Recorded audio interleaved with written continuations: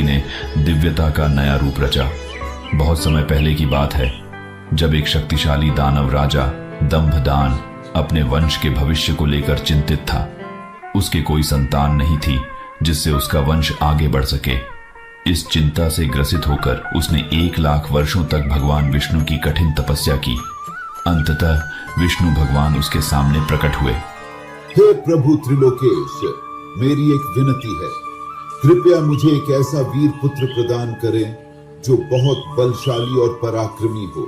वह तीनों लोकों पर विजय प्राप्त करे और देवता भी उसे पराजित न कर सके।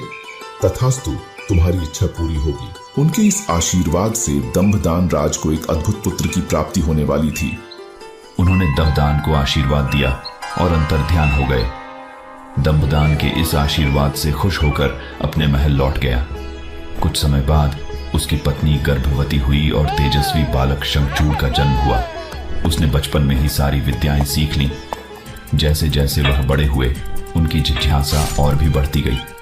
फिर एक दिन वह पुष्कर पहुंचे और वहां जाकर उन्होंने ब्रह्मा जी की कठोर तपस्या शुरू की।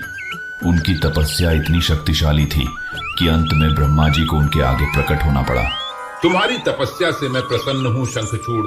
बताओ तुम क्या वरदान चाहते हो? है प्रभु, कृपया मुझे ऐसा वरदान दीजिए कि मैं देवताओं के लिए अजेय हो जाऊं। तथास्तु, तुम्हारी इच्छा पूरी होगी। यह लो श्री कृष्ण कवच, यह तुम्हारी रक्षा करेगा। अब तुम बद्री वन को जाओ। वहाँ धर्मध्वज की कन्या तुलसी तपस्या कर रही है। तुम उसके साथ विवाह कर लो। शंखचूड़ बद्री वन की ओर बढ़ चले, जहां तुलसी तपस्या में लीन थी। तुलसी की सुंदरता और तेजस्विता देखकर वह मोहित हो गया। वहां पहुंचकर उन्होंने तुलसी के समक्ष विवाह का प्रस्ताव रखा, जिसे तुलसी ने स्वीकार कर लिया। उन्होंने विवाह कर लिया। उसके बाद शंखचूड़ दानवों का राजा बना और देवताओं पर आक्रमण कर दिया। उसकी शक्ति के सामने देवता असहाय हो गए और मां काली को हस्तक्षेप करना पड़ा। लेकिन तभी आकाशवाणी हुई। जब तक शंखचूड़ का कवच और तुलसी का सतीत्व अखंड है, उसे कोई नहीं हरा सकता। यह सुनकर मां काली ने शिवजी को यह बात बताई और फिर दोनों विष्णु भगवान के पास पहुंचे।